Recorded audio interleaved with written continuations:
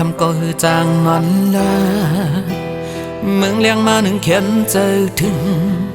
กุมเมืองวันจำลองสู่หาหูนั้นนอนเว้ยออกมือเลยดีไล่โทบกันอยู่ก็เมืองเจิงในพบลองตั้งหักเขามองเปิดใจไว้นาปีเฮาตีคัดเจอหอมเงินปีเฮาตีคัดเจอปอกมาสร้างเฮือนหอเฮาสีเล่ผมเลยนั่งสู่จูป่าหัวใจปีในไม่เหมือนไฟเยาวกูเป็นหมาสนเก่าเจอนางก็ว่าปีพันลองเงินก็ว่าปีพันลองคำนางหันใจนาปีปันเผยหิมใจอ่อนหักปีสั่งว่านางยังหักเนื้อใจก็น้องเอ้ยกันเจอเย็นสีเปิดจัดปันสู่เลยเฮาปอถึงยังไม่ยุ่งใจปีเล่น้องนางเอ้ยตั้งหักเจเมียงนางน้องหมดยาวโอ้โหใจเฮา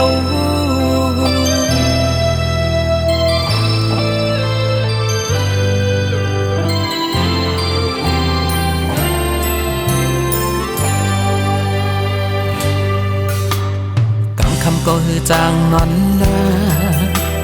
เมืองเลี้ยงมาหนึ่งเขียนเจอถึงกุมเมืองวันจำลองสู่หาหูนั้นนอนเว้ย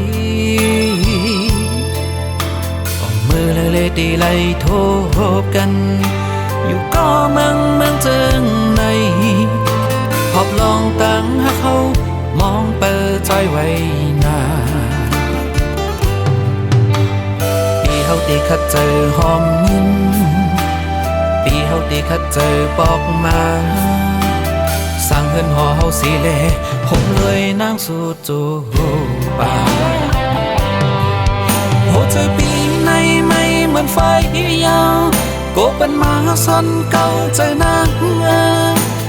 ก็ว่าปีพันลงเงินก็ว่าปีพันลงคำนางหันใจนาปีปันเผยหิมใจอ่อนหักปีสั่งว่านางยังหักเนื้อใจ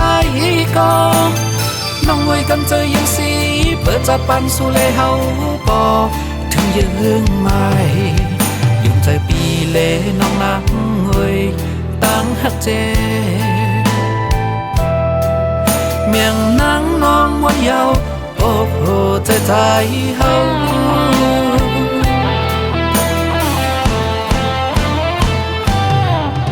หัวใจปีในไม่เหมือนไฟ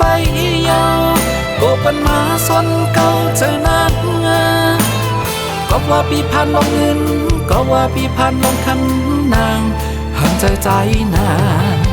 ปีปันเผยหิมใจอ่อนหักปี